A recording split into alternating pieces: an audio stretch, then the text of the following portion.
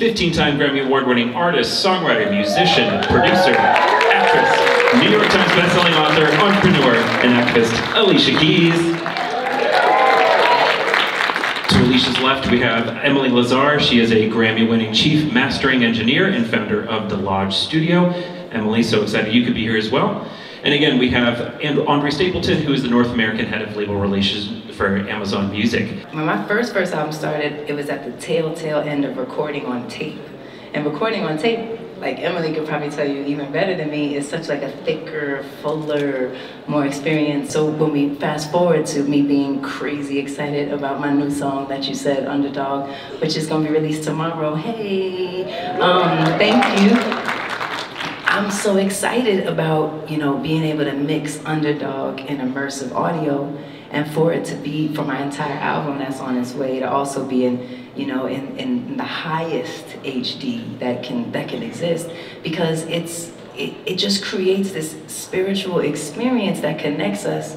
And I personally feel like a lot of what's missing in the world, just in a whole way, is that connection between us. You know what I mean? Like that's what kind of allows these huge divisions that we're experiencing right now to in my opinion, to come to light, because the connection, we want to have the ultimate connection. And I think music is one of those beautiful ways to have that ultimate connection. So I love this experience. I'm learning about it myself. I think music is in such a beautiful, incredible place.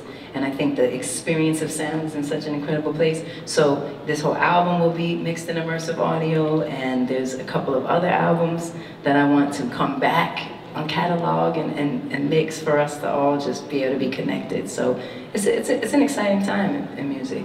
Yeah, and As I Am, that was one of my most experimental albums, and we were really experimenting with harpsichords, we were experimenting with clavinets, we were experimenting with live drums and then putting programmed drums on top of them, we were experimenting with organs, and there were all these sonics and sounds and percussions and everything that, when you rehear it and you re-listen to it, you can't believe how much you didn't exactly get a chance to feel like those particular solos or those particular harpsichord sounds, because the harpsichord is such a special instrument and you don't get to hear that type of instrument often. And so that's when I started to realize, man, even I forgot about these really special moments, or just being able to sit there and hear it in these different spaces that you never heard. It gives it space, and I think for sound, space is really, really important. It's huge. You think that you're supposed to clutter the space, but actually the more you give each thing space, the bigger it sounds. So going from 2 speakers in stereo to the possibility of 22 speakers is liberating beyond measure and exciting. And, crazy. Yeah, and it's like sitting inside of the track. It's sitting inside the recording, like Alicia's singing in your ear. You're in it.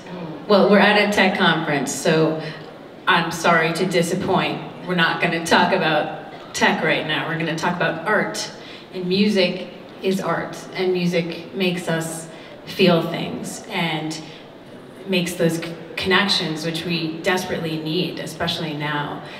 And I dare anyone to tell me honestly that they would go and pay to go to a museum and see a photocopy of a photocopy of a photocopy of potentially another photocopy of Van Gogh's Starry Night, and have the same experience looking at that as they would looking at the actual painting and seeing the beautiful textures and the blues and the swirls and the oil paint and how these things relate to each other, and how it makes you feel, the visceral experience that you get when you enjoy art. It's the same visceral experience you get when you listen to music, and I know everybody can agree the hair on the back of your neck stands up, or on your arms you hear something and you just, and you can't.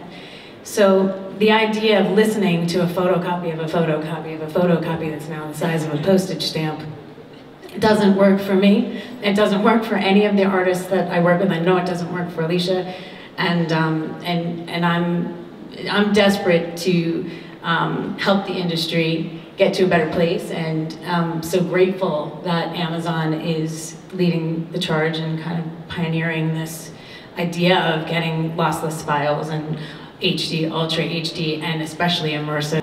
I was just going to add, I love that photocopy analogy, and one of the, I think one of the things that sort of really brings this to life for me is that if you look at the amount of information that is contained in a file that's streamed at, in the richest ultra high definition files that we have at 24:192, if you compare the amount of information in one of those tracks versus the equivalent in a standard audio stream, it's more than 28 times the amount of information that's being communicated. So, I mean, that just gives you a feeling for, and I think you said it perfectly with the analogy, with the photocopy, it's just so much richer that I think it's really important, and we know that music fans respond incredibly well to that. I won the Grammy for an album by Beck called Colors, and it was in the category of Best Engineered Album, and there were a lot of engineers on that record. They were all men, and producers and stuff. And we were all up on the stage together, and none of them were aware of the fact that this was a ceiling-breaking moment. As a matter of fact, the Grammys were not even aware of this fact. And which maybe goes to the point that we don't look at the people behind the scenes enough, but in general, it was kind of important for me to raise that conversation globally. So I did point it out to everybody while we were up there and say something, because I really believe that and this goes for all STEM fields, actually goes for all fields, period, that if you can see it, then you can be it as a young person. And I'd like to be able to inspire the young engineers, male, female, whoever, to really feel confident that they can pursue careers that are traditionally difficult to pursue. Anyway, Alicia and a dear friend of mine, Ann Mincielli, who we kind of came up in the engineering field together, and Ann has done just incredible, amazing things and works with Alicia on everything that she does. And they co-founded this thing called She Is the Music, and it's unbelievable and incredible and an asset for any young woman who wants to get in the field, get experience. They have songwriter camps, they have tons of things, and it's something that didn't even exist. And just to make it very clear to you guys, the Annenberg Inclusion Study figured out that there are 3% of all producers and engineers in the music business are female. That's not enough, so we gotta do better there too.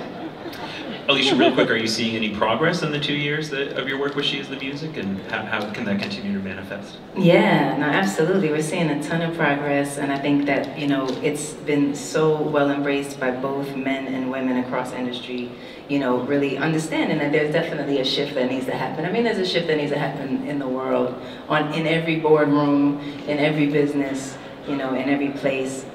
Women absolutely have to be at the seat of the table, and we're seeing progress for sure, and it has to just exponentially continue, because we know that so much relevancy comes from that. And so to be able to have this community of people that have come together, like I said, both men and women supporting this effort for there to be cross-industry opportunities for women, and to have the openness, and with mentorships and with songwriting camps. We'll do all female songwriting camps, which are really incredible to help shift that dynamic, and mentorships that happen from women coming out of high school, women coming out of colleges. Just the other day I hosted a James Corden show, and there were all these amazing women that were able to shadow the different positions on the show. So they were able to, from She Is the Music, they were able to shadow the associate music producer, they were able to shadow the head writers, who were many women.